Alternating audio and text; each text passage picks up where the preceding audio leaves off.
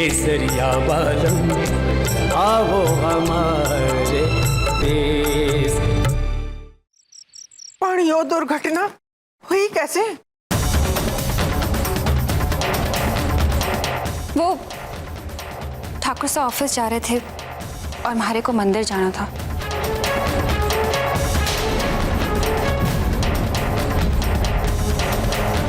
मैंने इनसे विनती की कि म्हारे को मंदिर तक छोड़ दें।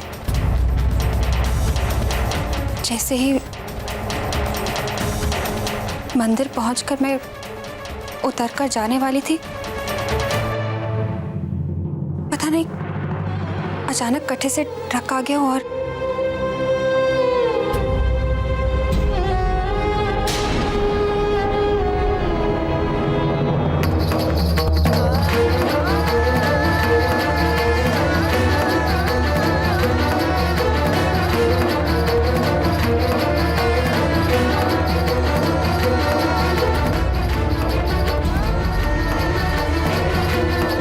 रुक्मी, अब तू भी अपने कमरे में जाकर आराम कर ले।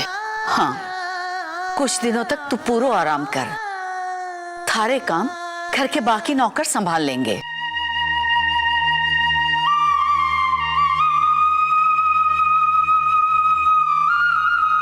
चलो जीजी।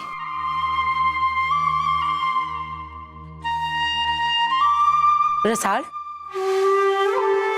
बिंदनी रुक्मी को उसके कमरे में छोड़कर तू भी अपने कमरे में जाकर आराम कर लेना। आखिर तू भी तो मां बनने वाली है।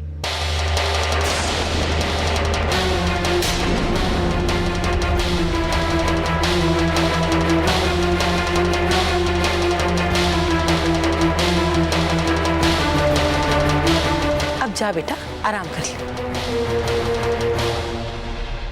चलो जीजी।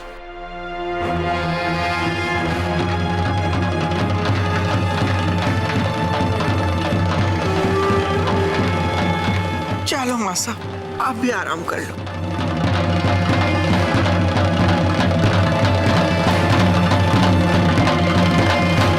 होने वाले बच्चे का नाम लेते ही रसाल के चेहरे का रंग उड़ गया और रुक्मी भी घनी घबराई हुई लग रही थी।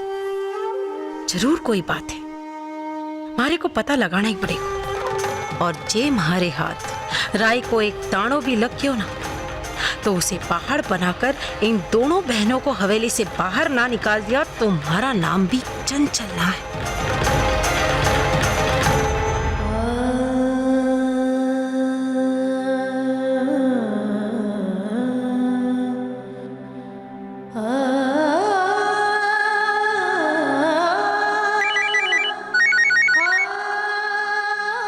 जीजी, बापू को फोन है, उन्हें आपसे बात करनी थी।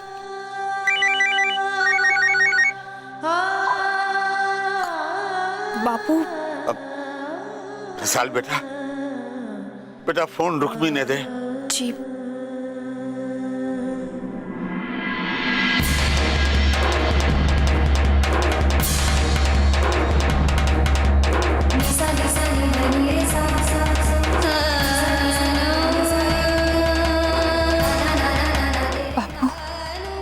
रुक्मी,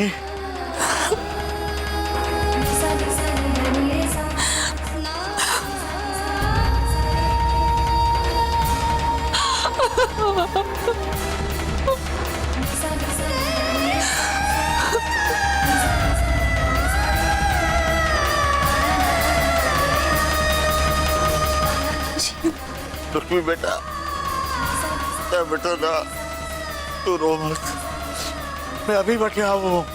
अरे जरा सी बेटी की आंख गिली हुई नहीं के आप उतावड़ मचाकर चल पड़े रुक्मी के साथ से। अरे क्या सोचे कि हवेली वाले, अरे 2 दिन पहले तो मठे से आए हैं, न देख न बाल, बस चले मुंह उठाकर। वैसे भी ठाकुर साहब, आपकी बेटियों ने अपने सासरे में कम तमाशा न क्यों है, जो आप जाकर अपनी इज्जत और उछालना चाहो।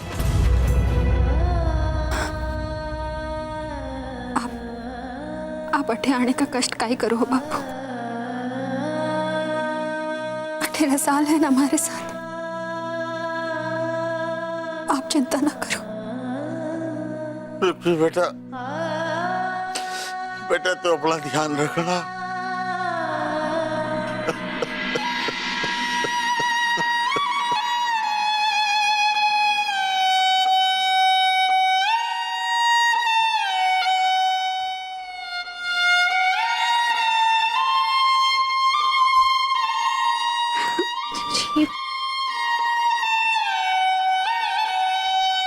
हमारे को माफ कर दे रसाल। मैं हमारे बच्चे को ना बचा सके, हमारे को माफ कर दे। जी आप ऐसा ना बोलो,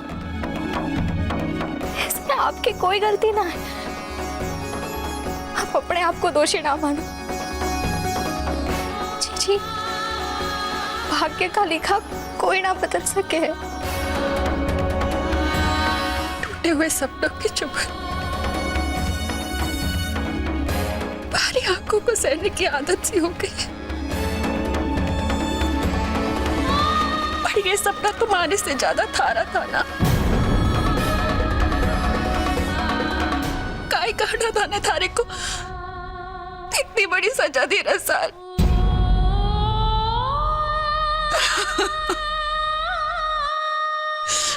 हमारी ही प्रार्थना में कोई कमी रह गई होगी। हमारा भाग सारी खुशियों के आड़े आ गया। हाँ जी आप चिंता ना करो, सब ठीक हो जाएगा। के ठीक हो जाएगा रसाल, के ठीक हो जाएगा। ये बच्चा ठाकुर सा का वारिस है, दादी सा का सपना है।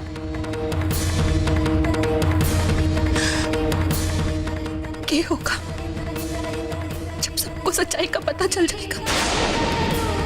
सब बिखर जाएगा रसाल, सब खत्म हो जाएगा।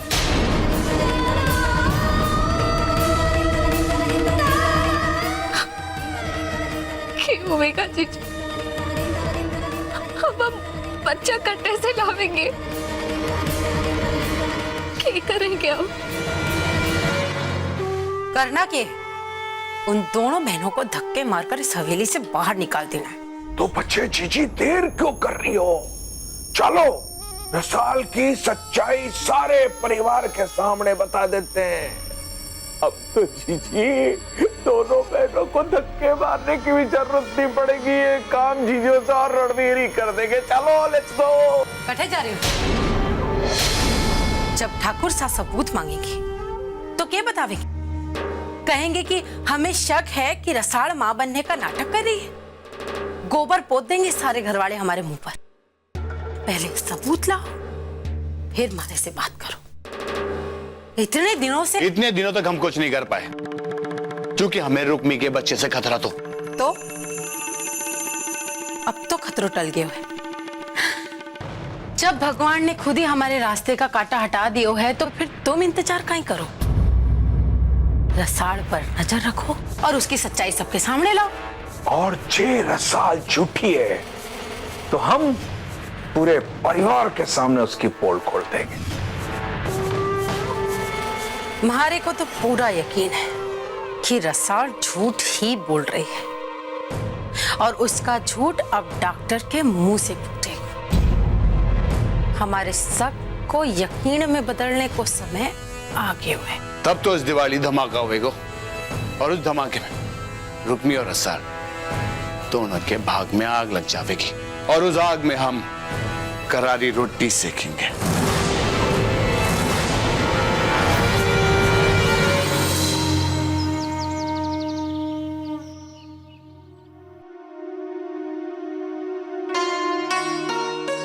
रुक्मी, तू कहीं आई काम करने? मैंने थारे को आराम करने वास्ते कहो थो। मैं ठीक हूँ दादी साहब। हाँ मासा, ये तो ठीक है, पर इसके और इसके मरे हुए बच्चे की वजह से इस पूरी हवेली में मातम छाया हुआ है।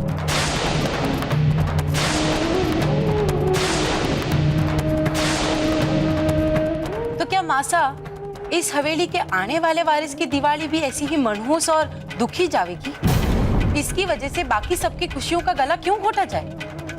दूसरों को दुख देखकर हमारी आंखों में पानी आ ही जावे हैं चंचल, क्योंकि हम इंसान हैं। और ये भी सच है कि हम जैसे इंसान समय आने पर अपनी आंखों का पानी पोंछकर मुस्कुरा भी सके हैं और जी भी सके हैं।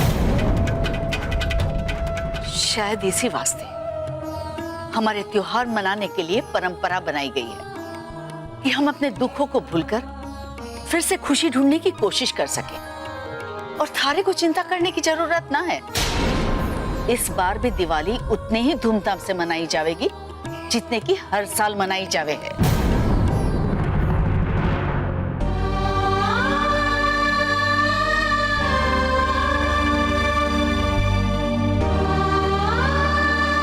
गायत्री, चंचल, तुम दोनों तैयारी में लग जाओ। मासा, आप चिंता न करें। अपनी माँ के कोख में भी इस हवेली के आने वाले वारिस को अपनी पहली दिवाली याद रहेगी।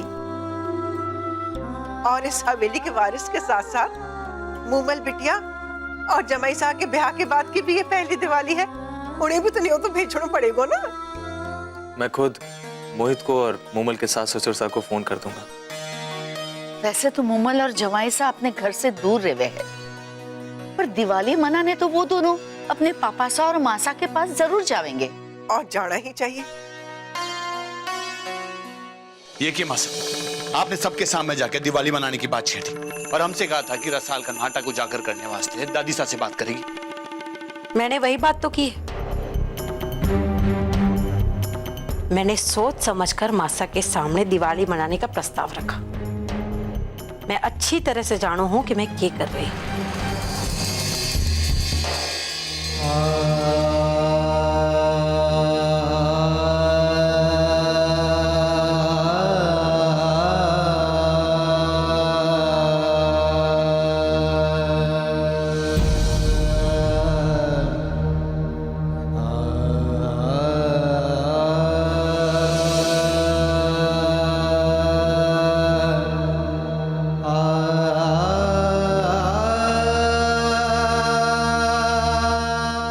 उसके वास्ते आप अपने आप को क्यों दोषी ठहरा रहे हो ठाकुर साहब?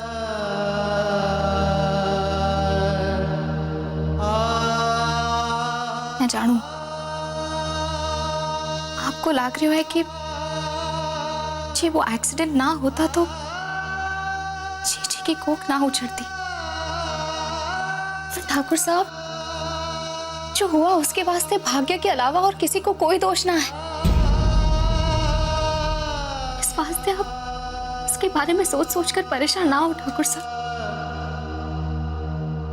मैं आपको ऐसे दुखी ना देख सकूं। परेशान कैसे ना हो रसा, मुझसे गुनाह हुआ है, बहुत बड़ा गुनाह हुआ है मुझसे। ना ठाकुर साहब, वो एक दुर्घटना थी। हाँ रसा, ये तो मैं भी जानता हूँ कि वो एक दुर्घटना थी, एक एक्सीडेंट था, लेकिन हुआ तो मेरे हाथों से है। कैसे भूल जाऊं सब कुछ? कैसे भूल जाऊं कि मैंने उस बच्चे को मारा है? दिन रात बस यही डर सताता रहता है कि कहीं भगवान मेरे गुनाह की सजा तुम्हें और मेरे होने वाले बच्चे को न दे दे।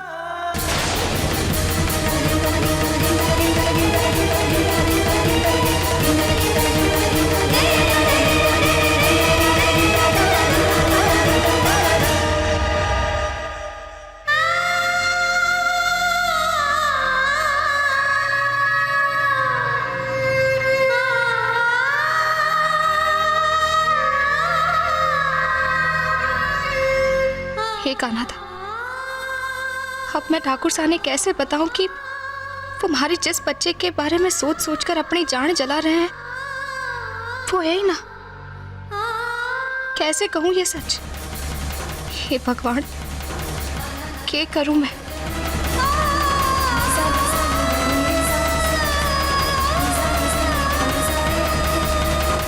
जरा चीजों को संभाल के साफ करना और कमरे को ऐसे चमका दे जब बींदनी अपने मायके से आवेगी ना तो खुश हो जाएगी। हाँ दुलारी, जी ठाकुराइन। जरा सुन, अट्ठे आ, ये कपड़े अलमारी में रख दे। बट्टे ऊपर रख। हाँ,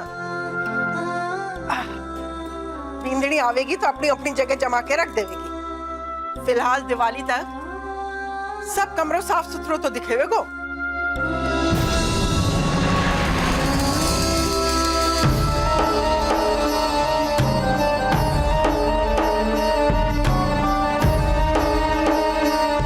ठाकुराइन, योग्य है।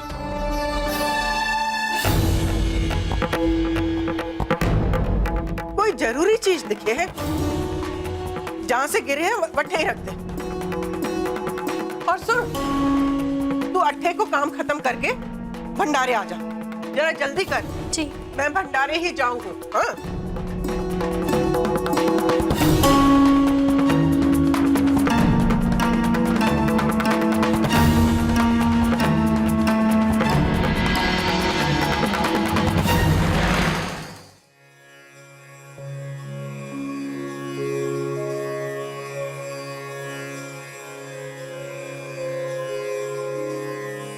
अरे बिंदरी, तू अकेली ये सब क्यों कर रही है? वो भी ऐसी नाजुक हालत में। ला, मैं थारा हाथ मैंने तो ना ताई साहब, मैं कर लूंगी। कोई बात नहीं, मैं करूँ हूँ ना।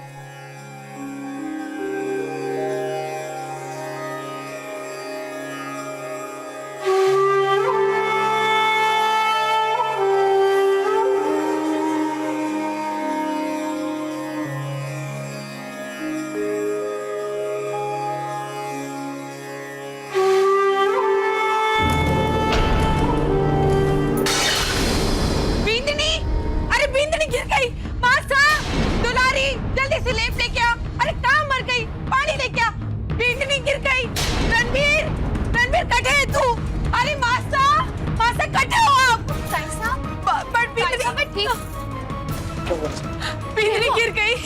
ताई साहब, भारी को कुछ ना हुआ है, वो तो बस मारो पैर गई। कहीं होने वाले बच्चे को तो कुछ। हे भगवान, कैसी मनुष्य बातें कर रही हूँ मैं। भगवान जी महाराज, अब हरा ही आसरा है। इस हवेली के होने वाले वारिस को कुछ ना होना चाहिए। इस परिवार की खुशियां बिंदनी की कोख में ही सांस ले रही है। बड़ी तो घनी चिंता हो रही है।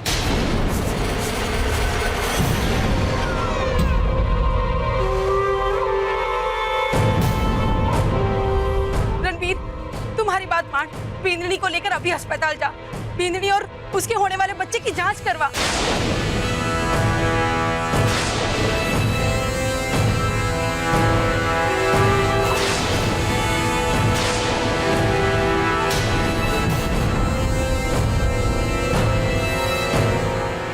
ताई साहब, मैं ठीक हूँ, भारी को कुछ ना हुआ है, आप शांत हो जाओ।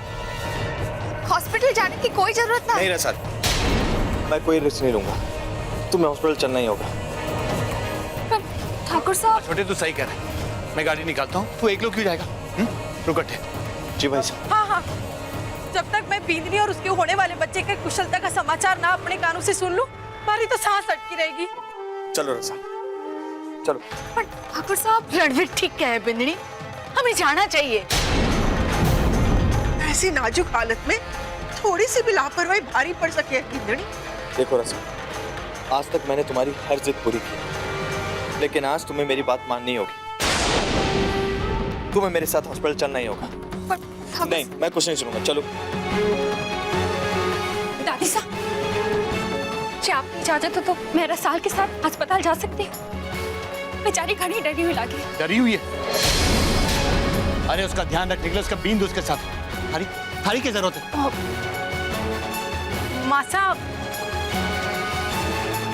रुक्मी साल की बड़ी बहन है और बड़ी बहन तो माँ समान होवे, और ऐसे में माँ का साया साथ हो तो आप इसे भी साथ ले चलो। चल।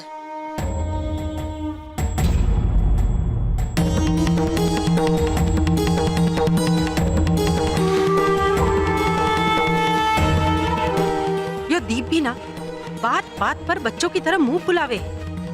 अब सबके सामने दीप ने कैसे समझाऊं कि जे अस्पताल में रुक्मी के सामने ही रसाल की पोल खुल गई तो रणवीर इन दोनों बहनों को वटे से दफा कर देगा। हवेली वापस आने की जरूरत ही ना पड़ेगी।